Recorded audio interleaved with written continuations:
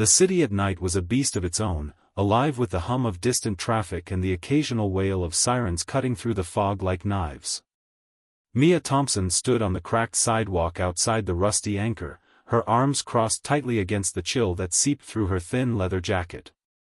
The neon sign above the door flickered erratically, casting a red glow over her sharp features, high cheekbones, dark eyes shadowed by smudged eyeliner, and lips painted a defiant crimson.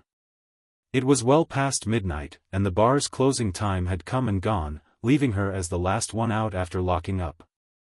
She pulled out her phone, the screen's blue light illuminating her face as she refreshed the ride-sharing app. 2 minutes away, it promised, but in this part of town, 2 minutes could stretch into eternity. Mia wasn't the type to wait patiently. She'd grown up in the rough edges of the city, where hesitation meant vulnerability, and vulnerability was a luxury she couldn't afford. At 28, she had a resume that read like a survival guide: foster homes, dead-end jobs, and a stint in community college that ended when the money ran out. Bartending at the Rusty Anchor wasn't her dream gig, but it paid the bills and kept her sharp. The patrons were a mix of blue-collar workers drowning their sorrows and slick opportunists looking for an easy mark.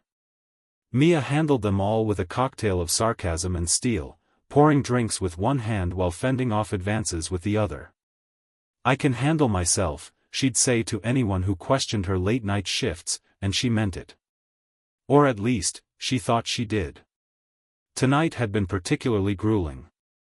A bachelorette party had turned rowdy, spilling drinks and laughter across the sticky floors, while a group of suits in the corner booth nursed their whiskeys with eyes that lingered too long. One of them, a guy with slicked back hair and a gold watch that screamed, "Trying too hard," had tried to chat her up. "You got a boyfriend keeping you safe after hours?" he'd asked, his smile oily. Mia had laughed it off, sliding his tab across the bar. "Don't need one. I keep myself safe."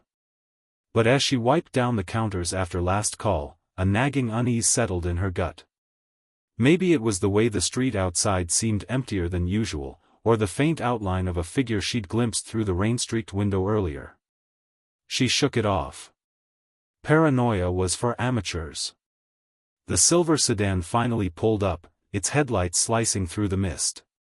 Mia glanced at the license plate, matched the app, and slid into the back seat, the door clicking shut behind her like a finality. The interior was warm, a stark contrast to the damp cold outside, and carried the faint scent of coffee mingled with something fruity, like spilled juice boxes. She buckled in and leaned back, exhaling slowly. "Rough night?" the driver asked, his voice gravelly but kind, glancing at her in the rearview mirror.